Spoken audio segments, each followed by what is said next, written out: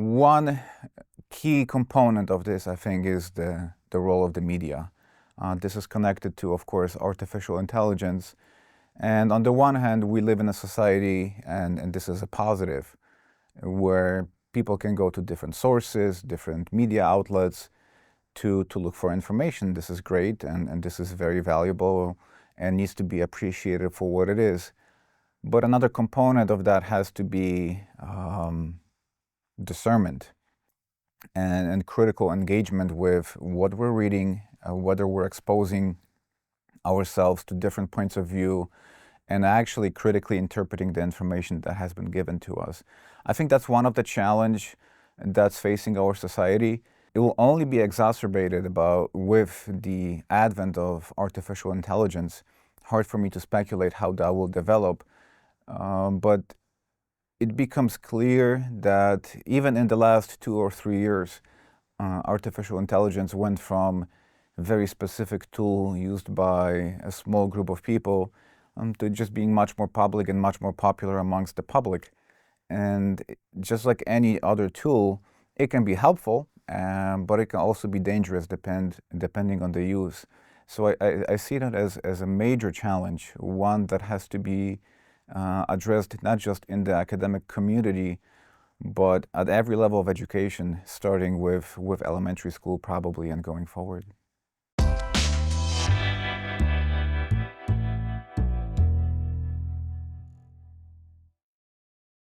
I think one of the key challenges when talking about trust is, first of all, I guess the answer will be twofold.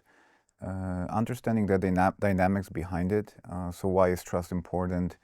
And the answer to that, it's one of the key currencies that allows democracy to flourish and actually operate. So some levels of trust are indispensable between citizens and politicians, but also in everyday interactions.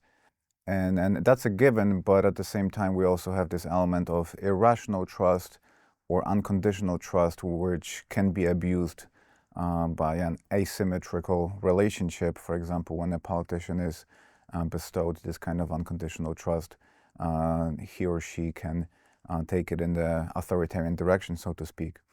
But another challenge, I think, connected to it is understanding what causes trust to go up or down, how to foster it, essentially how to measure it, and how to understand its internal dynamic.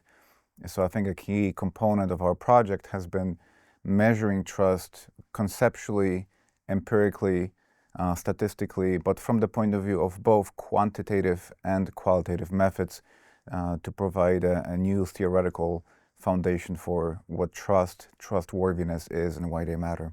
The project itself has been an amazing academic endeavor. Intellectually, of course, having the opportunity to engage in a very pressing topic and to see how patterns of trust differ based on geographical location, based on quality of democracy per se, or I should say experience with democracy, depending on the region. So there are many fruitful empirical avenues that will be pursued. I'm convinced of that going forward for months and years to come. But also personally, as a younger scholar, as a scholar who's still at the beginning stages of my career, having the opportunity to learn from my more senior colleagues, seeing how they approach with intellectual curiosity, but also empirical rigor, and these kind of important questions has been something that will stay with me forever, and that's something I'll always appreciate as well.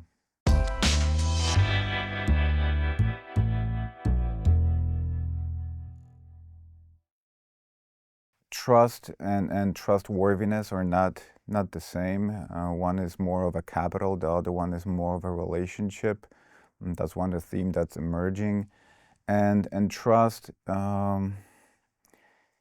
as a currency in political life, it can go up or it can go down, but it doesn't correlate with the things that we thought it correlates. For a long time, and maybe I'm speaking just from my own perspective, I had this more simplistic view of trust, but it turns out that many different control variables from social demographics matter for how people perceive trust, what they can do about trust, and how they can foster trust going forward.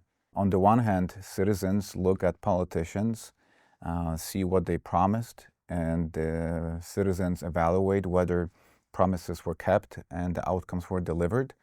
And so that's one obvious avenue for building a trustful society. But also from the point of politicians, I think, creating a program, creating a transparent political program, and one that's feasible, right? One that's realistic, with a real opportunity to be fulfilled. And if it materializes, being able to say, yes, we delivered, or even if we didn't deliver, we at least attempted to deliver, but the unforeseen obstacles have emerged, as opposed to saying, I will deliver X, Y, and Z without any intention of doing so. I think that's one of the pitfalls of modern society and modern politics, where politicians tend to overpromise and underdeliver, which kills this important currency of trust, and actually this relationship, this intimate relationship between citizens and politicians that allows democratic society to function properly.